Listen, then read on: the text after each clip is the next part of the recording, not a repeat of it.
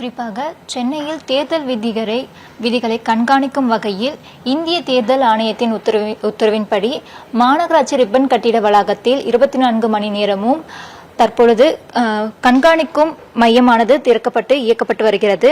குறிப்பாக அதன் நேரடி காட்சிகளை நமது ஒளிப்பதிவாளர் ஷோபன் காண்பிக்க நம்மளால் நேரடியாகவே பார்க்க முடிகிறது.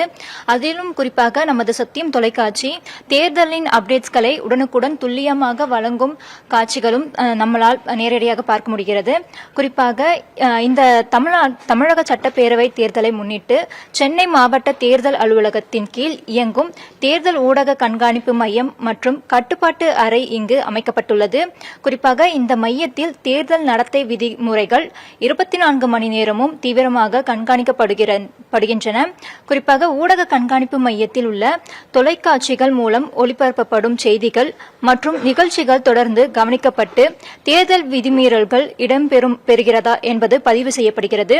மேலும் சென்னை மாவட்டத்திற்குட்பட்ட 16 சட்டப்பேரவை தொகுதிகளில் தேர்தல் பணிகள் ஈடுபட்டுள்ளன. பறக்கும் படைகள், நிலையான கண்காணிப்பு குழுக்கள் மற்றும் வீடியோ கண்காணிப்பு குழுக்கள் ஆகியவை தீவிரமாக செயல்பட்டு வருகின்றன.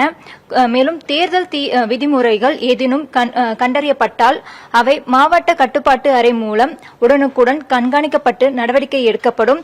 இதனுடன் பொதுமக்கள் மற்றும் வாக்காளர்கள் தேர்தல் தொடர்பான புகார்களை தெரிவிக்கவும் கட்டணமில்லா தொலைபேசி எண் வசதியும் ஏற்படுத்தப்பட்டுள்ளது.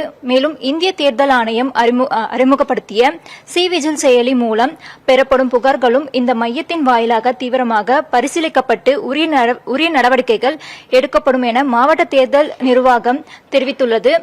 குறிப்பாக அதன்படி தற்பொழுது தேர்தல் செயல்முறைகள் வெளிப்படையாகவும் நியாயமாகவும் நடைபெற இந்த கண்காணிப்பு மையம் முக்கிய பங்காக இருக்கும் என அதிகாரிகள் தெரிவித்து வருகிறார்கள். ஓவியா.